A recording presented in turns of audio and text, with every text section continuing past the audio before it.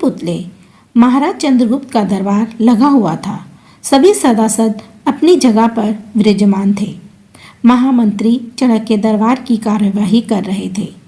महाराज चंद्रगुप्त को खिलौनों का बहुत शौक था। उन्हें हर रोज एक नया खिलौना चाहिए था।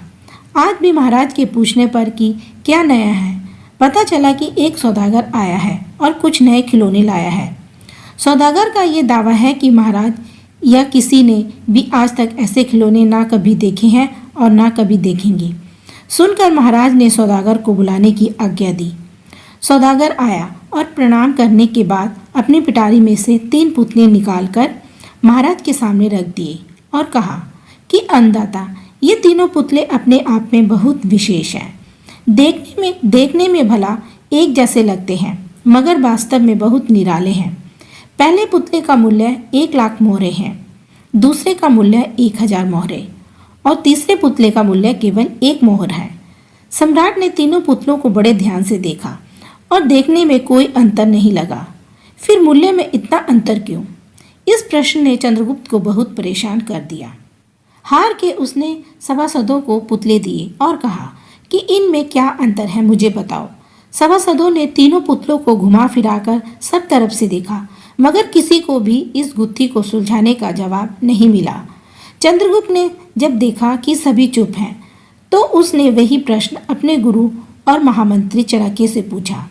चाणक्य ने पुतलों को बहुत ध्यान से देखा और दरबान को 3 तिनके लाने की आज्ञा दी।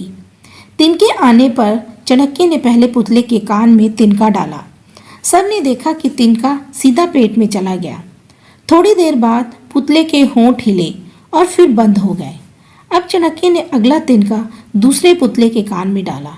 इस बार सबने देखा कि तिनका दूसरे कान से बाहर आ गया और पुतला ज्यों का त्यों रहा। ये देखकर सभी की उत्सुकता बढ़ती जा रही थी कि आगे क्या होगा। अब चाणक्य ने तीसरा तिनका तीसरे पुतले के कान में डाला। सबने देखा कि तिनका पुतले के मुंह से बाहर आ गया और पुतले का मुंह एकदम खुल गया। पुतला बराबर हिल रहा था और जैसे कुछ कहना चाहता हो। चंद्रगुप्त के पूछने पर कि यह सब क्या है और इन पुतलों का मूल्य अलग अलग क्यों है, चाणक्य ने उत्तर दिया, राजन, चरित्रवान सदा सुनी सुनाई बातों को अपने तक ही रखते हैं और उसकी पुष्टि करने के बाद ही अपना मुंह खोलते हैं। यही इनकी महानता है। पहले पुतले से हमें यही ज्ञान मिलता है और यही कारण है कि इस पुतले का मूल्य 1 लाख मोहरे हैं। कुछ लोग सदा अपने में ही मगन रहते हैं, हर बात को अनसुना कर देते हैं। उन्हें अपनी वाहवाह की कोई इच्छा नहीं होती। ऐसे लोग कभी भी किसी को हानि नहीं पहुंचाते।